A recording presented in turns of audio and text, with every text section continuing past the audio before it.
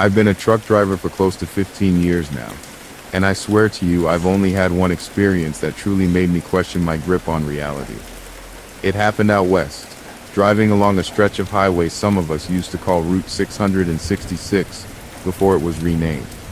The desert there has a way of messing with your head, heat ripples on the horizon, long stretches of nothing but dust, and a silence that feels unnatural. But this night, it was something else entirely.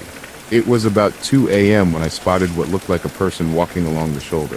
At first, I thought maybe it was another driver who'd broken down and was walking to find help. My headlights cut through the dark, and sure enough, it looked like a young woman, maybe in her 20s, pale, dressed in jeans and a light-colored top. She wasn't flagging me down, though. She was just walking. Now, it's drilled into us not to pick up hitchhikers, especially out there, but something about her made me slow down. I figured I'd at least radio and that someone was stranded. As I rolled by, I glanced out the window to get a better look, and that's when my stomach dropped. She turned her head toward me, and I'll never forget it. Her eyes caught the headlights, and they didn't look normal. They looked reflective, almost animal-like, like the way a coyote's eyes will shine in the dark. My heart was pounding, but I kept rolling, telling myself I was just tired. About 10 minutes later, I saw her again. Same shoulder of the road, same slow walk, same jeans and top.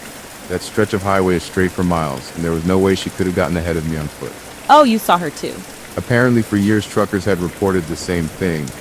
A woman who appears and reappears along that highway, always at night, always walking, always impossible to explain.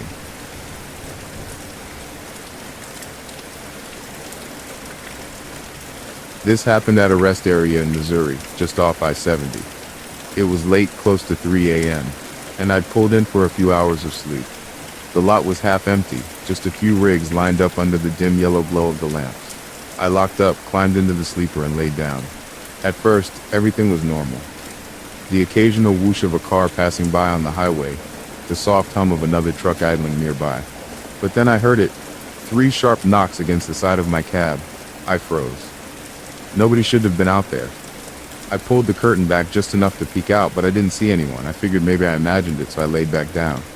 Not 2 minutes later, 3 more knocks. This time harder, right against the sleeper wall behind my head. I shot upright, grabbed a flashlight, and swung the door open. I circled the truck, shining light along the gravel, under the trailer everywhere. Nothing. Not a single person around. The lot was dead quiet. Climbing back inside, I locked the doors tight.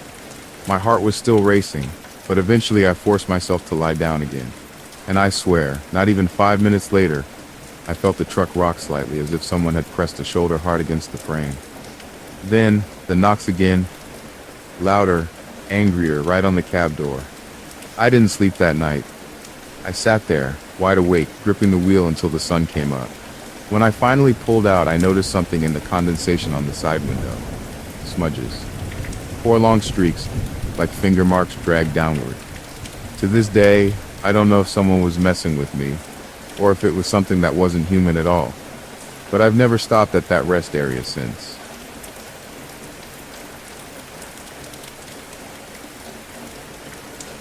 Truckers still use CB radios, mostly for traffic updates or a little chatter on the road.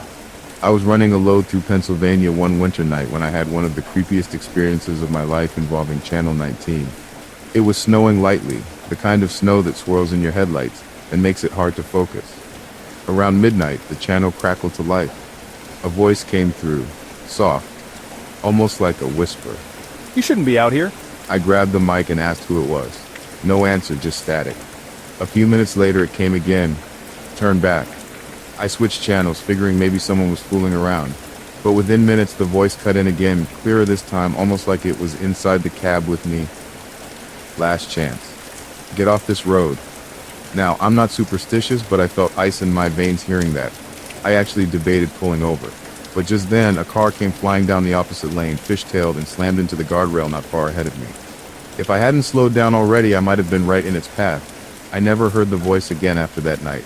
I don't know if it was some prank, some freak interference, or something trying to warn me.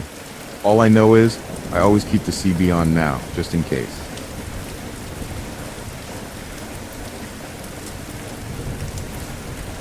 It was just outside Amarillo, Texas, at a rest stop I'd never pulled into before. The place was dimly lit, just a couple of sodium lights buzzing. casting everything in that dull orange glow. I parked my rig in the far corner since the lot was almost empty, and climbed into the sleeper for a few hours of rest.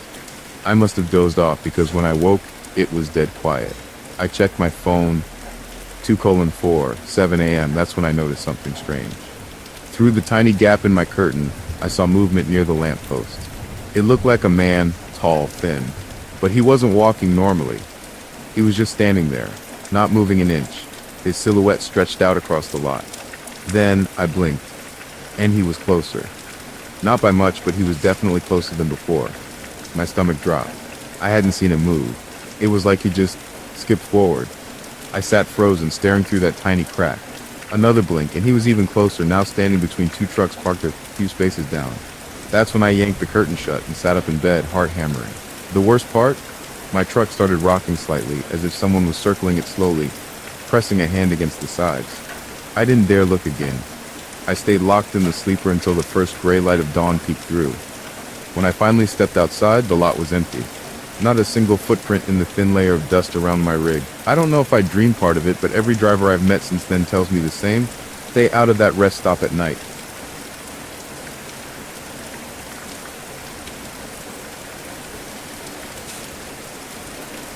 If you've ever driven through South Dakota at night, you know the highways can stretch on forever.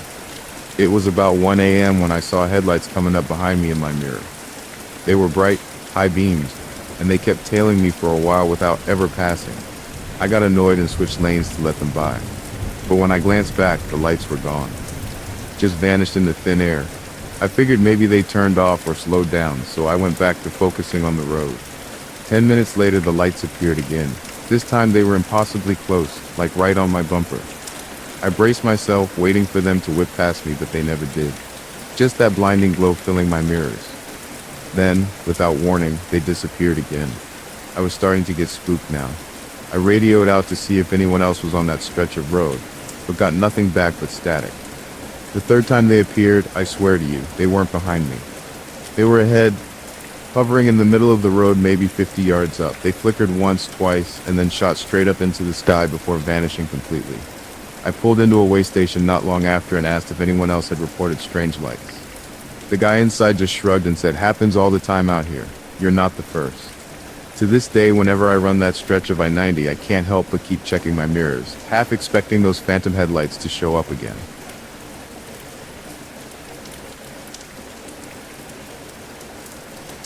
One of the eeriest nights I've had on the road happened in Kentucky, along a lonely rural route I sometimes used as a shortcut.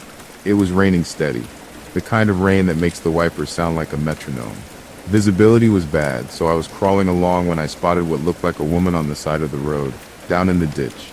She was wearing what looked like a white dress, soaked through, clinging to her. She wasn't waving or calling out, just standing there in the rain, staring straight ahead. My gut told me to stop, to see if she needed help, but something about her posture froze me. As I slowed, my headlights swept across her face, and I swear, it wasn't right. Her features looked blurred, like water running down a painting, shifting in ways a human face shouldn't. My entire body screamed to keep moving, so I did. For the next mile, I kept glancing in my mirrors, half expecting to see her walking behind me. When I finally reached a gas station, I told the clerk what I'd seen. His expression hardened immediately. "You're not the first to see her," he said. "That road's got history. Folks call her the ditch woman. Always shows up in the rain." I didn't sleep much that night, and I haven't taken that shortcut again. Sometimes, though, when it rains hard on the windshield, I get that same uneasy feeling, like she's still out there waiting.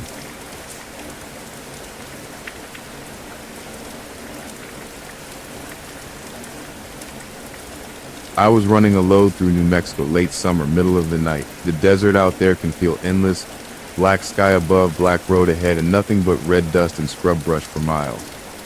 I usually keep my CB radio on just for some company, even if no one's around. That night, the airwaves had been quiet for hours when I suddenly got a burst of static.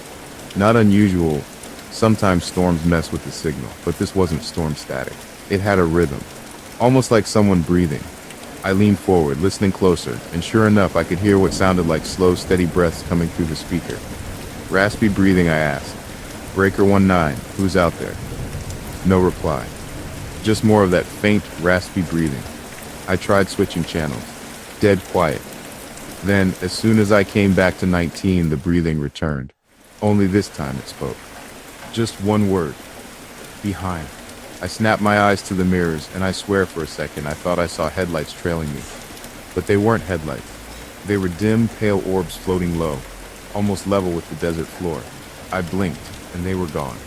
The radio cut out right after. Silence.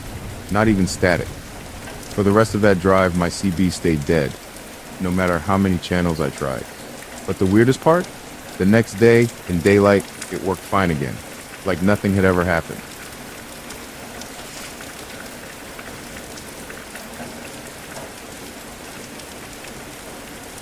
Anyone who's driven through Donner Pass in the Sierra Nevadas knows it's treacherous even on a good day. I was hauling through there one winter night, roads slick with ice, when I saw something that's haunted me ever since.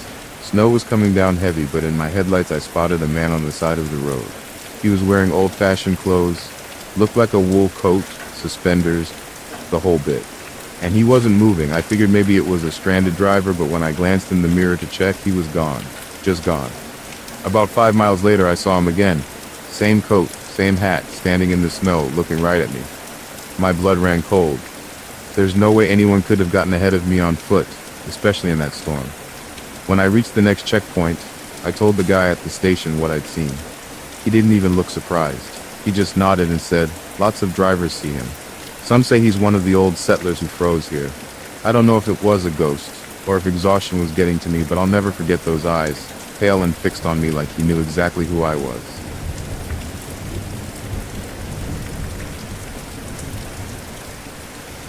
This one goes back a few years when payphones were still around and a lot of truck stops.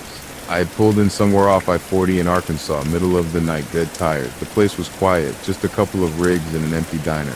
As I was heading inside to grab a coffee, I heard a payphone ringing, loud, echoing in the cold night air. Out of habit, I picked it up. "Hello?" What I heard still gives me chills. A voice whispered, "Don't stay here." Before I could even respond, the line went dead. I stood there for a second, heart thumping, before hanging up and heading inside. I told the cashier about it, and she gave me a strange look. Those phones haven't worked in years. I walked back outside to check, and sure enough, the cord was severed at the base. It wasn't even connected to anything. But I swear on my life, I heard that phone ring, and I heard that voice tell me to leave. Needless to say, I didn't sleep there that night. I topped off my coffee, got back in the cab, and drove until the sun came up.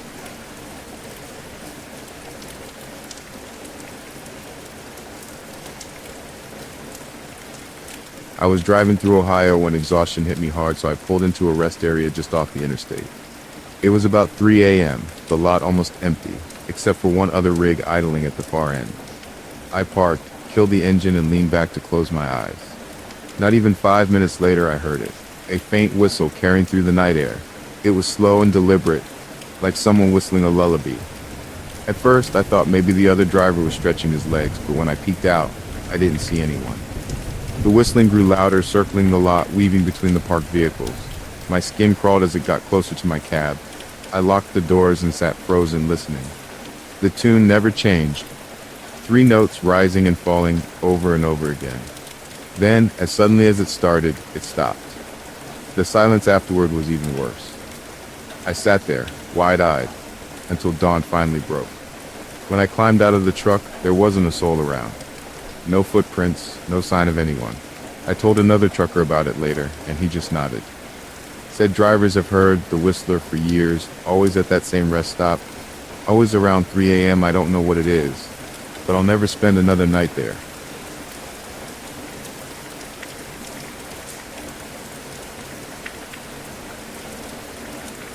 I was hauling cross-country through Wyoming when I saw something that still makes my hair stand on end.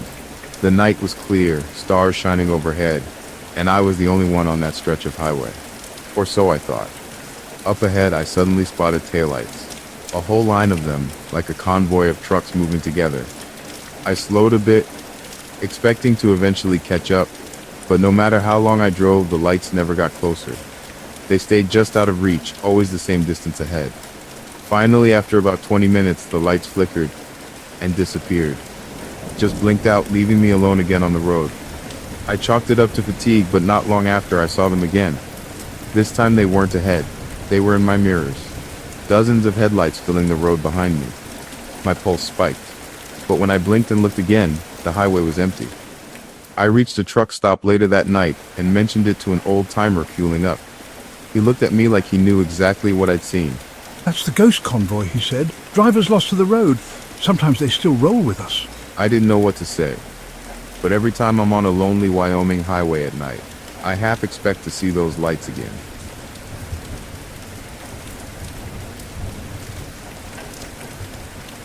This one happened in Nevada years back. I was running low on fuel late at night and spotted an old gas station just off the highway.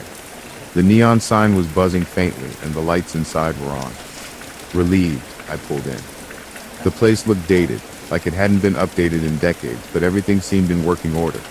I parked, climbed out, and headed inside. The bell over the door jingled, but the store was empty. No clerk, no customers, just rows of dusty shelves. "Hello?" I called out. My voice echoed strangely, like the place was bigger inside than it looked. I waited a minute, then shrugged it off and went back outside to pump gas. To my surprise, the pump worked. The numbers rolled. The fuel flowed. Everything seemed fine. When I went back inside to pay, though, the place was dark, pitch black. The lights I'd seen before were gone, the neon sign outside completely dead. My heart raced as I backed out of the store, scanning the empty lot. I jumped in my rig and peeled out of there, not stopping until I hit a larger town. When I asked about the station, the locals told me it had been shut down for years, burned in a fire that killed the owner.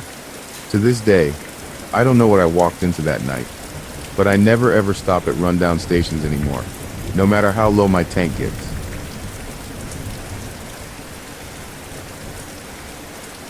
I'd love to hear from you in the comments.